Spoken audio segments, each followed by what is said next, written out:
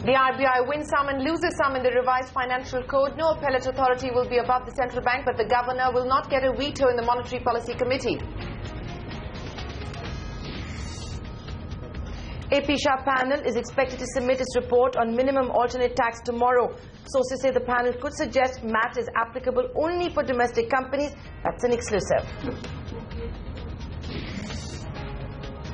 Another day, another war. Shah Parliament remains paralysed as the Congress and the BJP refuse to blink. The BJP attacks another Congress Chief Minister, and the target this time is Himachal Pradesh Chief Minister Veerbhadra Singh.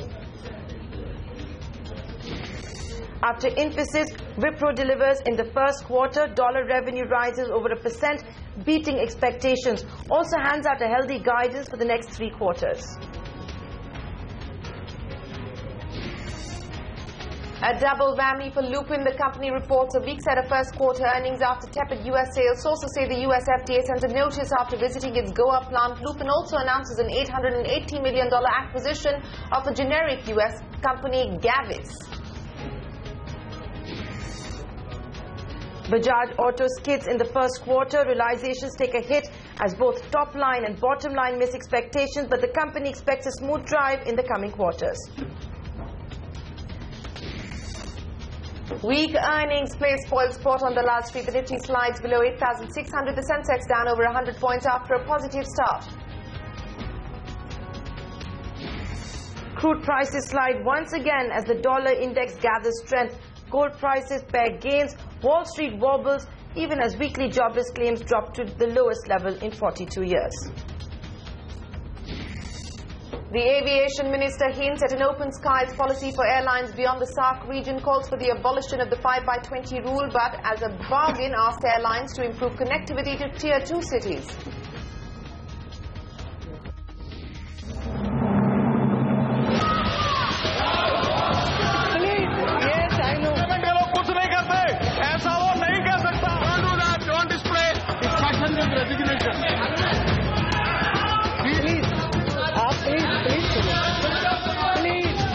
Discussion without resignation. Sushma ji ने एक criminal act किया है। भूमि अधिग्रहण bill जो है, और माननीय प्रधानमंत्री जी ने इसके बारे में कई बार कहा हुआ है कि इस पे हमें एक कंसेंसस बनाना है। देश भर में सहमति होनी चाहिए कि ये जो बिल जो है इससे देश को लाभ मिलेगा और देश का विकास होगा। जब तक ये सहमति नहीं बनती है तब तक ये भी उचित नहीं है कि इसको हम लोग बस आगे बढ़ाते हैं। क्या राहुल गांधी टेलीविजन के लिए आते हैं वहां पर लोकसभा में? क्या वो हंगामा टेलीविजन के लिए कर रहे हैं?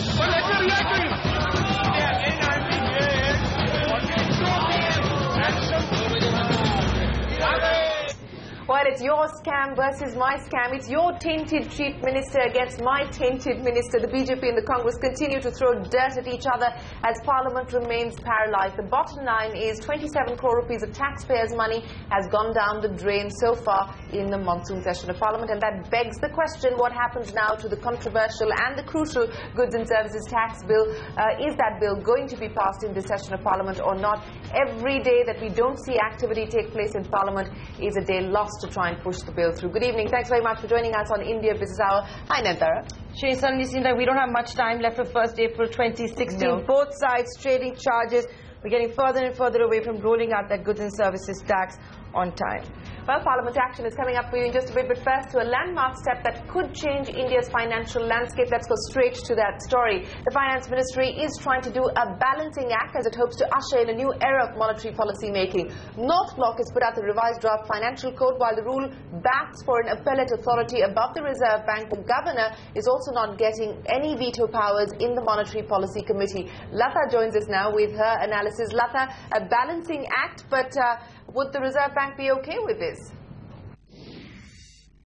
Well, in the first place, the report was put up on in 2013, and what we now have is a revised draft. So even this is not the final word. It could be amenable to changes because people are allowed to comment till 8th of August, and then the final code will be written. Now, the revisions in this draft from the previous submitted by the FSLRC are primarily that the Reserve Bank is not coming under the appellate authority. Otherwise, the SAT was to be expanded to the FSAT, and the RBI's regulations were also to be reviewed by the FSAT. At the moment, the regulations of the Reserve Bank will not come under that. That's a major victory for the Reserve Bank. Of course, it can be challenged in the courts like it is done currently. On capital account controls, capital controls policy making, the code had said that the government will have the power to make rules both for inward remittances and for outward remittances. That remains. It will be done on the advice of the Reserve Bank, and the Reserve Bank will be the final authority implementing these policies. So not much change from the previous position taken by the FSLRC. The composition of the Monetary Policy Committee is a definite shift. Originally in the Financial Code, it was 2 persons from the RBI and 5 people appointed by the government. The RBI appointees or RBI representatives would be governor and deputy governor. Now it has become 3 from the RBI and 4 from the government. The 3 from RBI being governor, deputy governor, and 1 more person, probably the executive director in charge of monetary policy making, and 4 people from the MPC. So to some extent, the RBI side has been beefed up. The governor does not get veto powers, which he was asking. He only gets the casting vote as the chairman of that committee. And the other big thing that RBI may lose is it has at the moment control over all payment systems at this point in time. Any payment made anywhere from bank to bank is with the RBI in terms of regulation. Now only systemically important payment systems like RTGS, the payment system of the CCIL will be, the clearing house will be with the RBI. Any innovative payment systems like, the ones brought by Uber or Paytm, that will not be under RBI. Now, that could be a major loss of power, because in the future, that may be the main way we will be making payments. So my sense is that a new front has been opened, which hitherto was not there, and the Reserve Bank is in danger of losing power over that. All right, Lata, many thanks. This is still a draft and one that has seen many iterations. So let's see if we see further modifications. Of course, consultation process will continue from here on. The top story tonight, clarity on the minimum alternate tax tussle could be around the corner. One of the most eagerly awaited reports, that's the AP Shah panel's report, is ready. That is what we're given to understand, and will be submitted tomorrow. Sapna joins us now with the CNBC TV 18 exclusive. Sapna, everyone's waiting to hear what the AP Shah panel has to say on the MAT imbroglio. What are you picking up, and is the report going to be submitted tomorrow? Absolutely. The report is being submitted tomorrow to the Finance Minister in the later half of the day. The understanding, however, as of now is the fact that they might not like to make the contents of the report public immediately, because the government will on its own like to examine the contents of the report before they make their stance clear. This is what we understand as of now. We are all aware of the fact that the AP Shah panel was set up to examine the levy of MAT on FIIs prior to April 1, 2015. So the other aspect that may also keep the government busy, or rather it may be there on the horizon, would be the fact that they might also like to wait for the Castleton case in Supreme Court, the view of Supreme Court on that front, before they actually decide what is to be done on the MAT issue. This is also another aspect that the government may like to keep in mind. Depends also on what the contents of the AP Shah report are like. Of course, we are aware of the fact that from this financial year onwards, there is no levy of MAT on FIIs, whether it's debt income or whether it's equity income, they're completely exempt. The issue only deals with the demand notices, or rather the assessment orders or the assessment notices served prior to April 1, 2015. So what we are given to understand as of now is that it's possible that the Shah panel might actually suggest that MAT is leviable only on domestic companies, because MAT per se is a domestic law. I mean, it comes under the domestic law. It's not under foreign taxation. So that's what we're given to understand as of now, but it all remains to be seen how the government reacts to the report, when they react, how do things pan out, when will the clarity come in terms of actual movement on the ground. And there's already a mechanism in place if the exemption actually goes ahead, the FI exemption from MAT levy actually goes ahead, there's already a mechanism in place. So we are given to understand as of now is that all it will need on the part of the government would be probably a clarificatory circular on the part of the Central Board of Direct Taxes. All right, let's see when that finally happens, if at all it does happen. Sapna, appreciate you joining us with those details. So stay tuned to CNBC TV 18. It's been 3 days since the session began, and the rains may have passed on, but the monsoon session continues to get washed out. The opposition waved placards inside both houses, forcing adjournments. The government has now gone an offensive, hoping to turn the tables. The BJP is targeting one Congress leader every day, and the latest is Himachal Pradesh Chief Minister Veerbhadra Singh. The BJP has levelled charges of tax evasion and corruption against the Chief Minister of Himachal Pradesh. The BJP claims that an LIC agent received 6 crore rupees in his bank account and the money belonged to Singh. BJP also claims that Singh took bribes from an energy company for an extension in a project. Well, Ritu, who's been tracking the action in Parliament for the last 3 days, joins us now for more details. Ritu, is the deadlock likely to end anytime soon? Are we going to continue to see both sides trading charges?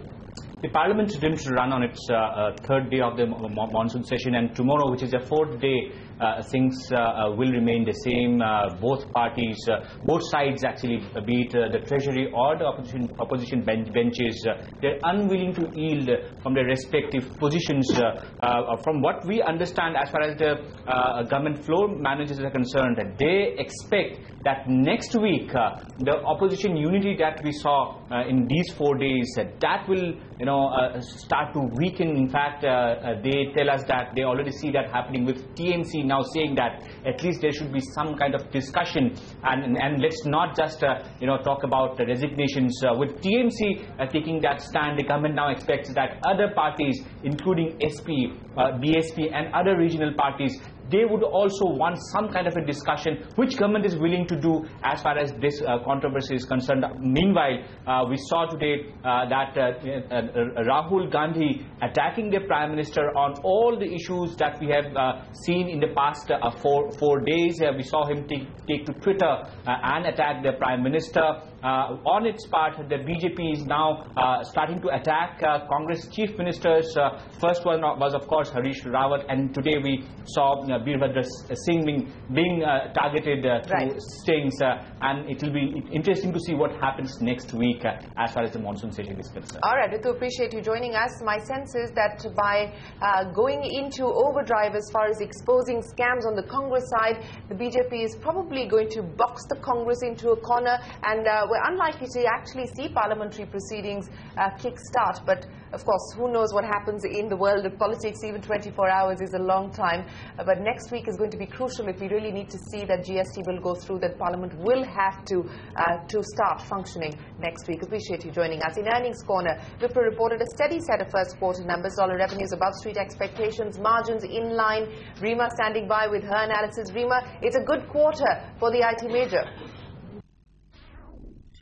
Thanks so much for that. Yes, it's been a good quarter by Wipro. Dollar revenue growth at 1.1%, higher than the 0.7% that we were anticipating. Margins have fallen by 100 basis points to 21%, but this is on expected lines because of the impact of wage hike. In constant currency terms, the growth stands at 0.2% on a sequential basis. Now, this is within the company's guided band of -0.5% to +1%, which is basically bang in the middle of the company's own guidance. However, if you look at the constant currency performance on a year-on-year basis, it's a growth of 8.1%, which suggests that it's going to be another year when growth for Wipro will be in single digits for FY16. The guidance is fairly healthy. It's coming at 1.5% to 3.5%. Now, this is in line with what the street was averaging. But if you hear the management commentary, it's fairly comforting because the key pressure areas in this quarter, one is on energy, which has declined by 1.1%. Secondly is on healthcare, which has seen a decline of 3.2%. And thirdly, on the top line, where the revenue contribution has come down, or we have seen some challenges. On all these three parameters, the company in their press meet has indicated that growth will come back in Q2. They believe energy has bottomed out. They say that the weakness in the top line was temporary and should be back to normal. It's not something that you need to worry on. And even on healthcare, while they are disappointed by the performance this quarter, they expect it to do well going, from next quarter. So all the key pressure areas in this quarter may not be there next quarter. So even the management commentary is fairly comforting. So overall, good set of earnings from Wipro. Back to you. All right, Rima, appreciate you joining us. And of course, the stock will react to those numbers tomorrow because the results came in after the markets had closed for the day. But here's how the big three stack up after the first quarter. That is, the underdogs are punching above their weight. Infosys is the standout performer this quarter with a 4.5% growth in dollar revenues. TCS is at 3.5% and Wipro at 1.1%, which is less but higher than what the street was expecting from the company. But the Wipro management is optimistic about the road ahead. CEO TK Kurian says the energy vertical, which has been seeing stress over the last several months, is expected to bounce back. Good news is that we expect to see quarter 2, quarter 3 and quarter 4 clearly improving from here. Demand continues to be stable. We believe that we are winning enough, including in the energy space where we really went through a tough time over the past couple of quarters. And at 9:30 p.m., the management of Wipro will be joining us live for CNBC TV 18 boardroom. Well, from IT to pharma, Lupin was the top loser on the Nifty today. This after the company delivered a weak set of first quarter numbers. It also announced an $880 million acquisition, which the street found to be quite expensive. Ekta Batra now joining us with more. Ekta, the earnings disappointed the street, and then you had that expensive acquisition. Well, it was a disappointing day in terms of news flow for Lupin. The Q1 FY16 numbers was a top-down disappointment that we saw. Revenue down 6% versus estimates of a decline of 1.3%. The margins, however, were in line, but the EBITDA absolute figure was a decline of 27% versus an estimated decline of 21%, with a profit coming down 16%, which was in fact supported by the other income. If it wasn't for the other income, the profit would have been lower this quarter. Geographically, it was the US business which was the biggest sore point for Lupin, where the US markets this quarter were down 26% in rupee terms. This compares to a 6% decline in Q4. They recorded $180 million in terms of US sales. Compare this to estimates of around $200 million that the street was working with. India was okay, so that was a positive for Lupin this quarter. It was up 16%. The rest of the world markets were also quite steady, up around 44%. And Europe too was up around 21%, but Japan, which is around 10% of their sales, declined 5%, but that was in line and expected because of the currency wars, as well as something like a South Africa, which was down around 6%. Overall, it was definitely a disappointment in terms of numbers for Lupin, but they also announced a US acquisition of Gavis, which was around $880 million is what they'll shell out for the company, which generated sales of around $96 million in FY14. So the street is thinking that it was quite an expensive acquisition that Lupin is doing. But remember that with this acquisition, they will get their first manufacturing site in the US, plus the management said that it will be EPS accretive. All right, thanks for that. Ekta, interestingly, Gavis has an India connection. The company has an Indian subsidiary by the name of Vintac. It's a listed company, and that stock soared 20% today to hit its highest level that we've seen in a year. So that's the India connection of the acquisition that Lupin has announced today. It's not just earnings, which have put the pharma major in a spot. CNBC TV 18 learns that the US FDA had visited the company's Goa plant. It is now handed out a notice to the company with its observations. Archana is standing by with the details. Archana, how grave are these observations by the US FDA?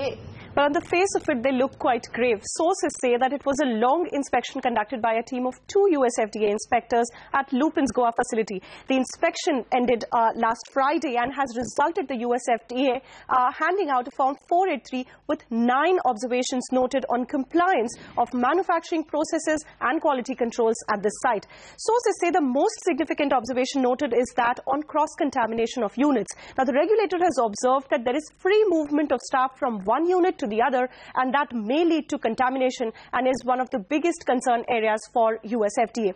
Other observations noted are issues with air handling systems, stock locations not matching with that of SAP, test records not having proper signatures, or signatures are delayed, and delays in producing documents when asked for. Important to note is that this facility in Goa is a significant one for Lupin. It makes non-cephalosporin oral solids or formulations with majority supplies to the US markets, some exports to EU, and small unit for Japan market as well. Now, Lupin will have 15 days to respond to US FDA on this Form 483 before the regulator takes any further action. While Lupin is yet to respond to CNBC TV 18's specific queries, Reuters is quoting Lupin confirming that the unit has received 9 observations, none are serious, and that the company has already responded to US FDA. Back to you. Thanks, Archana, for joining us with those details. So it was a double whammy for Lupin today. And sticking with news coming in from the pharma sector, Biocon has posted a steady set of numbers in the first quarter, with the company's profit growing by more than 20%. It's come in at 126 crore rupees, and that's thanks primarily to a total income boost of 15%, which came in at over 850 crores. The EBITDA margin gained by 2%, which the EBITDA showed a jump of 24%, and has come in at just over 230 crore rupees. The results announced post-market hours, so that stock should be in focus in trade tomorrow. Okay, let's now talk about earnings from Bajaj Auto. Disappointing first quarter results. The stock taking a beating as weak realizations hurt the bottom line. Sonia joins us now with the analysis. Sonia, what do you make of the numbers? Thanks for that. Bajaj Auto reported a set of numbers that was below street estimates. The biggest disappointment really was that there's no major top-line growth. So on the revenue front, we saw just a 6.8% growth for Bajaj Auto compared to expectations of around 10-odd%. The operational miss was also a disappointment. That was because the company has seen lower realizations both on the export as well as on the domestic front. That's because now the company is selling higher number of low-margin products like the CT100, the Platina and the Boxer in both the export and the domestic markets. Also, the profits rose by about 37%, but that was only because of higher other income. The other income almost doubled year-on-year, coming in at 436 crores. However, the management continues to be very optimistic. They say that their market share has gone up 300 basis points to 18% in the domestic market, and they expect better times to come. In fact, they think that realizations will improve in the quarters to come. Going forwards in Q3, you will see some action in the Avenger front. So things are happening there. But that said, in the sports segment, taken together with the launch of Pulsar AS 200, 150 and Pulsar RS 200, we have been comfortably holding the position of about 43% plus market share. And in fact, I think in Q2, where the quality season and all that kicks in, the problem there has been the non-expansion of that particular category in terms of numbers, and we think that will unfold in the quarters to come. The stock's down by almost 5% in trade post those earnings. And you know, all of those earnings actually ended up being a spoil sport for our markets today. Markets coming under pressure on the back of all of that news. Nifty lost over 40 points, a slip below 8600 mark, a level it had reconquered just yesterday. The Sensex lost over 130 points. It's moved closer to 28,000. Mid-caps, however, managed to hold their head above water, with that index going home marginally in the green. And the Ministry of Civil Aviation seems to be thinking in bold terms. Finally, it's discussing the possibility of extending India's open skies policy beyond the SAARC region. Sindhu Bhattacharya and Shireen get to that story.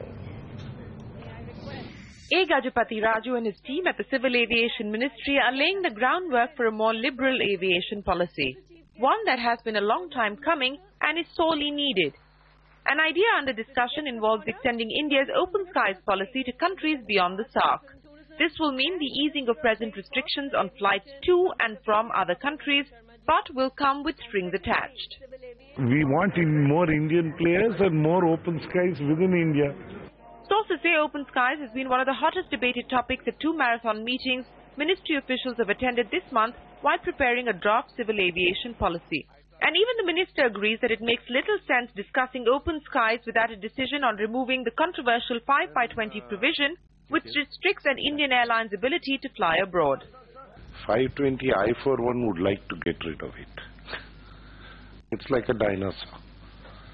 And dinosaurs are heavy, and when you have to bear it on your neck, it's a pain in the neck. An open skies policy is not new to India. It already has one with America and one in effect with SAARC nations. Extending this policy to other nations will mean that the current practice of signing bilateral air services agreements could become redundant. These agreements specify various criteria, from where carriers from a particular country can land in India to how many seats they can offer each week. But at present, the minister admits that many Indian carriers do not use the seats allowed. Seat capacity, we have to increase it. But if we again mismatch, there's going to be a problem. Because within the country it has to go up, and abroad it has to go up. If we again mismatch there, then we are asking for trouble. Experts argue the biggest hurdle to an open skies policy is politics of protectionism. Raju's biggest battle will be convincing the hardliners that allowing powerful, well-funded foreign airlines into the country and giving them unfettered access to Indian passengers will not result in the death of Indian carriers. Of course, one way to keep passengers would be to lower airfares, and in this matter the ministry is serious. It's also talking to state governments to convince them to look beyond the short-term monetary losses arising from lowering taxes on aviation fuel and look at the long-term benefits. But this could well be a losing battle. In New Delhi with Sindhu Bhattacharya, this is Shireen Bhan. You know, there's been so much conversation about 5/20. Is it going to stay? Is it going to go? The minister clearly saying there it's a dinosaur, it needs to go, and yet we haven't seen a decision. It's been over a year that debate continues. Well, if you want to sell a premium car, pamper the customer. That's the simple mantra car maker Maruti is banking on. And that's where the company's new premium sales channel Nexa comes in. CNBC TV 18's Shweta Kothari has more. This is one of the Nexa range of showrooms, a place where personal care, warmth and attention will be the cornerstone of a car buying and ownership experience, and the foundation of Maruti Suzuki's renewed attempt to carve a niche for itself in the premium car segment. This premium sales channel is a part of the car maker's strategy to meet its annual sales target of 2 million cars by 2020. But it's a lot more than just a souped-up showroom. It's not just about a showroom, it's not just about a product, it's not just simply about hospitality, but it's a philosophy, I would say, which integrates seamlessly the high-end design, the digital technology, high-end, I would say, 5-star level hospitality for the customer. In all, 100 such showrooms are slated to come up across the country over the next 6 to 8 months, and Maruti S-Cross will be the first car to drive out of these doors. We'll debut with S-Cross in the first week of August, and by the time we launch S-Cross, we'll have about 35 to 40 dealerships ready, and in next 6 to 8 months, we will have 100 odd dealerships, which would be, delivering these vehicles. We have our pipeline full, for both existing channel as well as Nexa channel. The black and white monochrome color scheme is designed to keep spotlight on the displayed products. And just like the S-Cross, every vehicle sold through the Nexa dealerships will feature just a Suzuki logo, not the Maruti Suzuki nameplate. To avoid a conflict of interest, Maruti has chosen owners from its existing 1,650 dealerships to open these showrooms. These will be staffed by 1,000 specially trained relationship managers, with that number increasing in tandem with the number of Nexa dealerships. In New Delhi, Shweta Kothari. Well, it's the premium bet that Maruti is making. Is it going to work this time around? It's failed in the past, Nantara, so this is going to be a big one there as far as Maruti is concerned. Up next is Wipro on the road to revival. Well, the company's top brass joins us after this short break. Kritika Saxena in conversation with the top management at Wipro, getting ready to join us here on CNBC TV 18.